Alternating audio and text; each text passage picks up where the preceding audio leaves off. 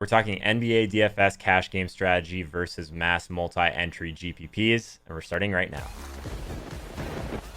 What's up, guys? Welcome to another daily fantasy sports and betting video. If this is your first time here and you want to become a profitable DFS player and get better at betting, start now by subscribing to the channel, but make sure you don't forget to hit that notification bell so you don't miss anything along the way. And if you're already a Holkamaniac, you know exactly what time it is. Smash that like button and we'll get rolling. Let's start with a little bit of cash game strategy for NBA DFS in 2019. NBA, I mean, is by far the lowest variance sport, and it's been the least volatile in terms of my results. Not especially on DraftKings. I was awful in NFL cash this last year, which was really frustrating. But FanDuel, for the most part, I've been pretty consistent. And I'd say, just from a volatility standpoint, NBA has been the least volatile, and it's been great.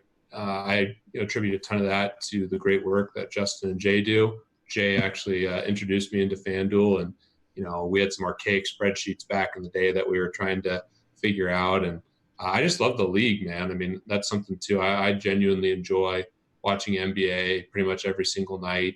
And I think also a big factor that's helped a lot is playing NBA every single day. I think that's a huge reason Justin and Jay and the team, JJ, are so good with NBA Fantasy Labs is they're doing this day in, day out. And it's a huge part of the process. If you miss like a week out of the NBA, you'll come back, and maybe there's some injuries that you're not aware of, and Totally there's some yeah. subtle things that you might miss out on, and those little things add up throughout the year. A lot of the really sharp guys have moved to tournaments. I wish I was better at tournaments. I think some of the biggest money makers have been the high stakes tournament guys, especially with how top heavy some of these prizes are. But my brain doesn't work as well that way, and I've still had a decent amount of success in tournaments just playing the optimal teams. So I don't have like a direct answer. I guess the biggest thing I think that's been helpful is playing pretty much every single day and just being obsessed with the league. And if I had to point to one thing, it would just be really paying attention to what Justin, Jay, and JJ are doing over at Fantasy Labs. Yeah, it seems like I think the one point that you made there that makes a ton of sense is like if you kind of take a few days off, come back, like just the rotations and minutes alone can probably be so different based on what teams are doing. So that's something that just getting back into it is definitely a bit tougher. There's people that have been obviously pretty focused on NFL over the last couple months. So I think this time of year is a pretty big opportunity for people like you guys that have been still grinding this multi-sport season. So Peter, you're basically like the mayor of hashtag hedge life, right? So like at FanDuel specifically, I guess, just because I feel like that's the platform where you probably end up more on like these 2v2 type situations. Like how do you kind of make those final tough decisions where projections are like really tight? Do you end up kind of ever making hedge lineups, different slates, different cash lineups? I'm curious your perspective on that. Yeah, I definitely hedge a lot less than I used to. I still hedge occasionally when it's really close. And I've gone back and forth on this, and I actually am pretty happy that that I hedged in the past. A lot of people gave me a lot of crap for it, and you'll see a lot of the top pros only run one lineup, and I totally get it. And now, fortunately, I'm in a position where I can embrace the variance a lot more, playing one lineup. But in the past, when you're building up a bankroll, especially when the industry is really inefficient, I think it made a lot of sense what I was doing hedging just to basically avoid the doomsday scenario. And that was the tough part of growing in the industry, trying to make this a full-time gig, was basically having a sustainable role. And what happens to a lot of these guys, and I've seen great players, have these really bad setbacks where they're just too levered on one lineup and they blow a huge percentage of their bankroll on that one team, and they get in big trouble. So I do advocate for playing the most plus EV lineup and playing within your bankroll. But in the beginning of the industry, when it was so inefficient, there's, I think, merit in basically investing above your bankroll to some degree and mitigating some of that downside with some hedging, which is kind of what I did to build a roll. But now I seldom do it unless I just have a ton of uncomfortable action, or if I'm really convinced a 2 versus 2 is close. Because, in NBA, like let's say in FanDuel, if you're rolling out 7 of the same guys in both lineups and you just have a 2v2, like those lineups are going to score very similar anyways. And it's not like you might not be giving up a lot. And there are times where literally the projections grade out like the exact same. So I try not to do it as much. And I know a ton of guys who literally will never hedge, and I get that process. But if you're trying to build up a bankroll, I don't think it's the worst idea, but the market is a lot more efficient and it's a lot harder than it used to be.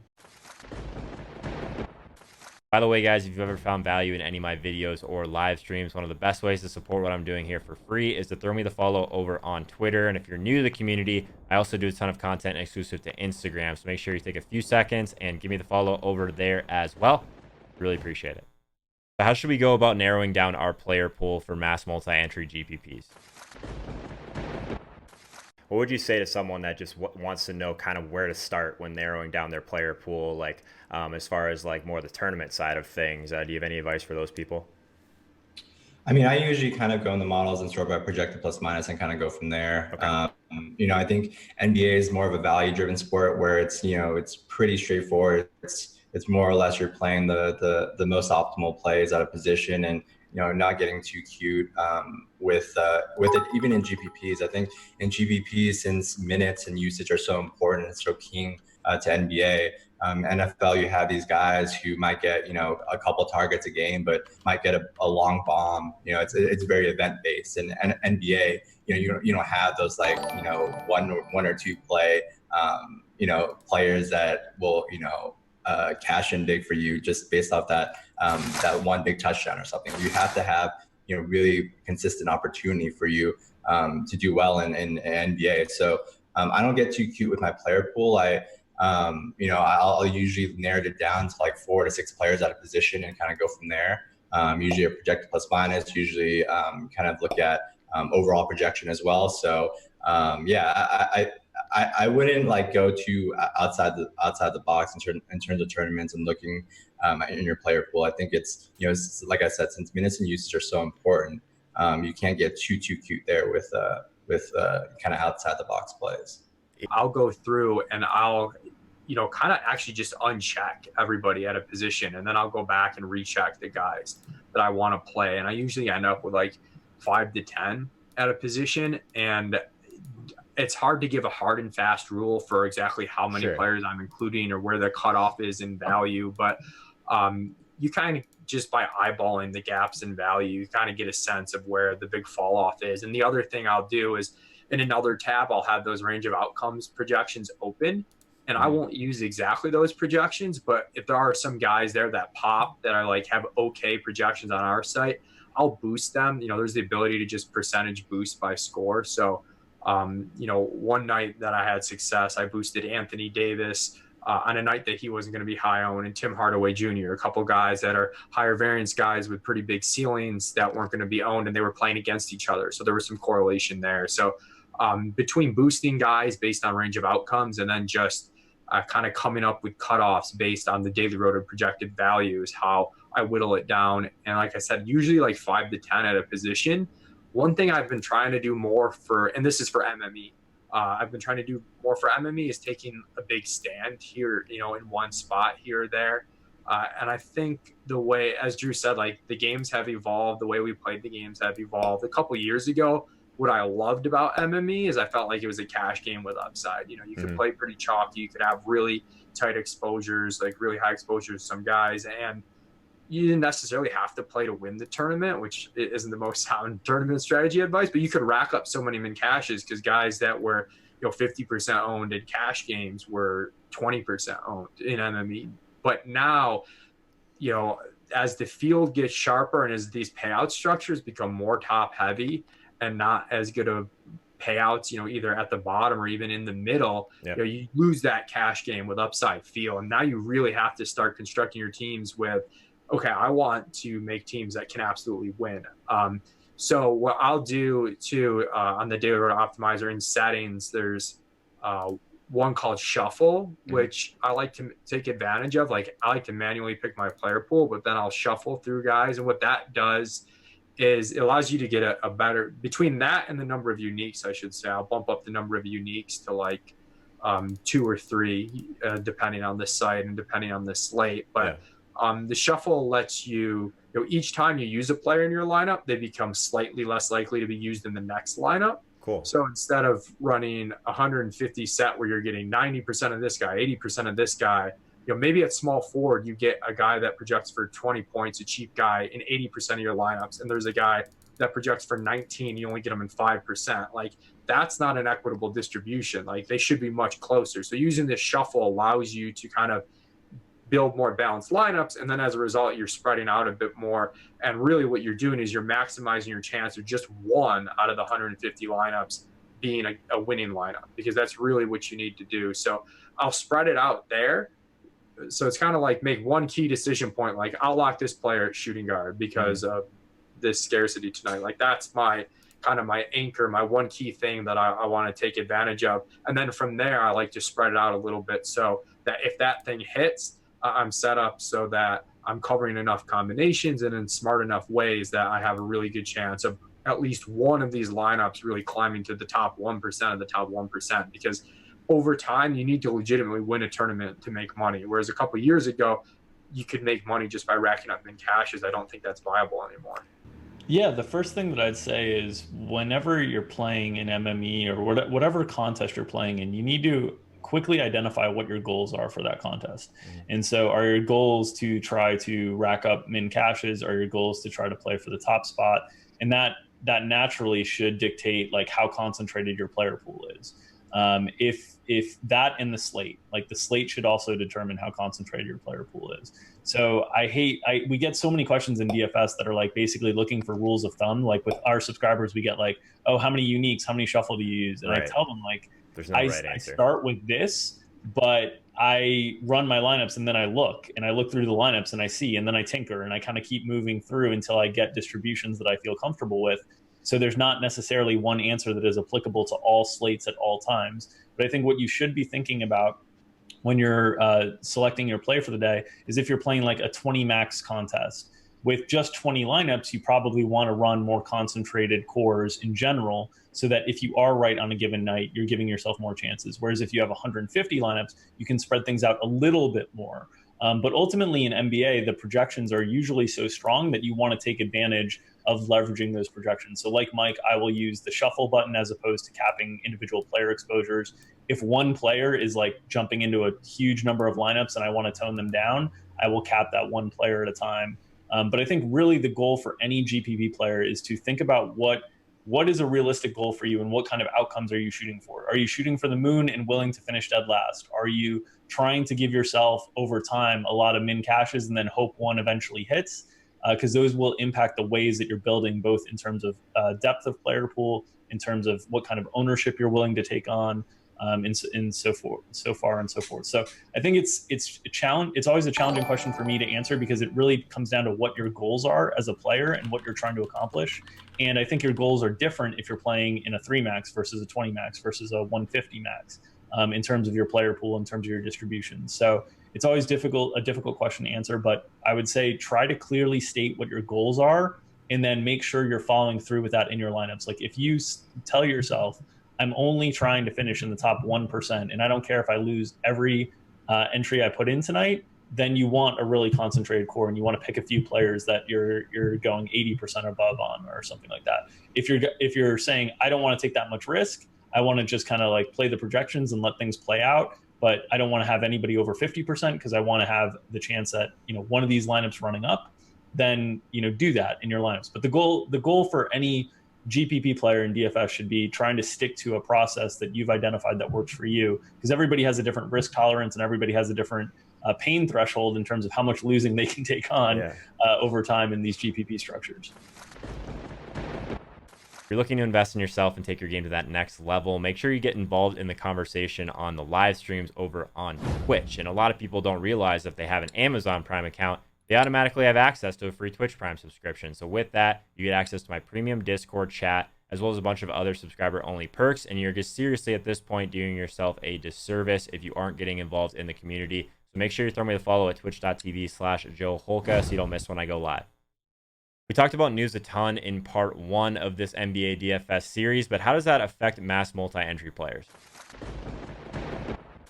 One of the most critical things to excelling in NBA is being laser focused before lock. There's so much that can happen. I think unlike other sports where you kind of know what you're going to do and not much can change right before, NBA, there's a ton that can change, and it can change last minute. And being prepared for those changes is a really big thing, and understanding who might miss, and obviously paying attention to the feed. So the last 30 minutes, I'm constantly refreshing the feed and making sure I'm not missing any injuries. But unlike other sports where you might be able to get away with doing some other things, like if you're playing DFS NBA and you're doing it seriously, you need to be laser focused before lock. Yeah, I think that what you just mentioned, being ready for news too, does that actually mean like building specific teams? If news breaks a certain way, you pivot that direction. Like same kind of thing in GPP is like creating like a new type of build based on if this news happens, or like I would imagine like trying to juggle all these slates, all these lineups, like both of you are kind of doing, gets a little bit challenging at times. So are you building kind of those lineups in case something breaks a certain way, Peter? Absolutely, and Justin has even more to handle. So Yeah.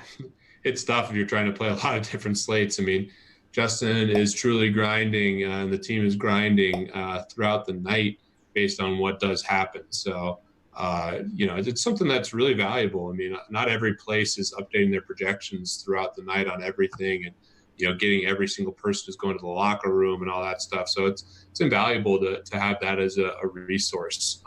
And kudos to you guys for crushing it so hard. I did want to shout out one other thing just on the process. I know you're having Dinkmeyer on later. Yeah. Drew has helped me immensely throughout the years as well. I think he's one of the sharpest NBA minds. I think Drew and Justin think really similarly about the NBA, and I'm excited to watch what he has to say when he's on for Daily Roto. He's an incredible NBA mind, and I really enjoy his process as well. I think it's super important to prep yourself in advance for news. I think that's really, really critical, because with NBA, having done this for a while, it's tilting as hell, because we run the feed and people just throw us like conspiracy theories all the time. But news, for some reason, tends to break a lot, like a minute or two before lock or a minute or two after lock. I have no idea why it happens, but it always works out that way. And you cannot ever be safe in NBA until after lock. Anything can drop at any minute. You have to be prepared at any time. And that not only means, for me personally, doing projections, I do projections like minute conditionals in advance. So I'll set minutes for the Lakers. Say if Brandon Ingram's ruled out today or Kyle Kuzma's ruled out, I'll have minutes set for the Lakers in each of those scenarios. Not only do you have to kind of be prepared to know who benefits from an injury if it swings a certain way, but you have to be aware of how that affects your roster construction. Like, I know I want to play this guy, but you need to be prepared to what the rest of your roster looks like and how that changes everything else. Because I think what happens is, if you're unprepared, you're going to jam this guy in, and you're going to just force like 2 or 3 players in there that you don't even want to play. And it's just going to be a complete disaster. So I think you have a lot of time in advance, like during the day, to just like play with different roster constructions and kind of explore what your team would look like if news swings a certain way. So I think that's really, really important for DFS NBA, and part of what Pete was talking about really being locked in like that final 30-minute stretch before lock. Yeah, I think a lot of people that are coming over from NFL, like they think they're going to have time to think through all these scenarios, and you're just not in NBA. Like, you need to have some of this stuff already kind of gone through your thought process, and if you're playing MME or doing projections, like Justin, like you have to already have that kind of thought process done so that you can pivot quickly before lock or before some of this stuff changes and you don't have time. So I think that's something that we definitely was good to touch on. Things might look like if a different player is ruled out on a given night. Sometimes when guys are questionable, we'll take stances on, we really don't think this guy's going to play, so we'll keep the projections that way. But yeah, you have to be prepared for any of the news that breaks, because it all hits kind of simultaneously. Now, sometimes if there's just a ton of news out there, I won't even bother, because I know that if I'm building a CSV that has like one thing out, it's not necessarily going to be able to account for the 4 other things that are going to happen. Sure. I'm not going to sit there and build 22 different CSVs labeled like, James Harden sits, but Clint Capella plays. It's a fine line. Yeah. So for me, it's on the nights where there's like 1 or 2 things hanging in the balance that I'll try to prepare myself in advance. And what's the best way to be contrarian in a tournament in NBA when it is a lot more projectable than other sports? GPPs, game theory, like we talked about this a bunch in PGA, about how there's certain spots, certain sports in general where playing chalk makes sense and where it doesn't. And in a spot like this in NBA, like I guess my biggest problem I got in GPP and MME is like, how exactly do you even get contrarian in a sport where there's just so much, I guess that is kind of relative to what projections and what minutes you're projecting. So like, before I kick this to Pete, like Justin, how do you normally like go about, like, how do you be contrarian in basketball and tournaments basically? I guess that's kind of the basic question, but still a tougher one to answer. Yeah, so like I said earlier, where it's not an event-based sport where you just can't take shots on guys who have like upset for like a 60-yard touchdown for one play that just breaks the slate. For NBA, I like to keep a smaller player pool, even in GPPs. I'll keep it to like, at most like 8 players at a position. The way you get contrarian is just how you're spending your salary at a position. You're spending up, while everybody's kind of spending up, maybe at a stud, a small forward, maybe like a Giannis or a Kevin Durant or a Harden or a Brow, you can kind of spend elsewhere at another position, or spend up for 2 players at a position, pay for both Giannis and KD or something on a given night. I think it's mostly kind of roster construction and how you're spending at each position, rather than getting too cute with your player pool and like going outside and just like taking shots on guys who just have like middling minutes and usage projections. I think for me, it's just more of roster construction and maybe spending up on 2 studs, or kind of taking a step down. If someone's paying for like a stud that's 11K, maybe pay for the guy that's like 9,500 instead, who's also a strong player. That's kind of like how I approach GPPs, is not getting too contrarian in your player pool, just how you're going to spend the cap. Would you kind of echo that, Pete? It's just a better way to be contrarian is just to have a kind of different lineup construction than might be what most people are going with. Yeah, I mean, I can't add anything to that. That's the only thing that's ever worked for me, and it's hard. I mean, for me, when I'm building my NBA lineups, and almost all my success has come from just building what I think are the optimal teams. But in tournaments, studying the best GPP guys, that's their strategy. And there's certain nights where I feel great about it. I've been fortunate with a couple good scores.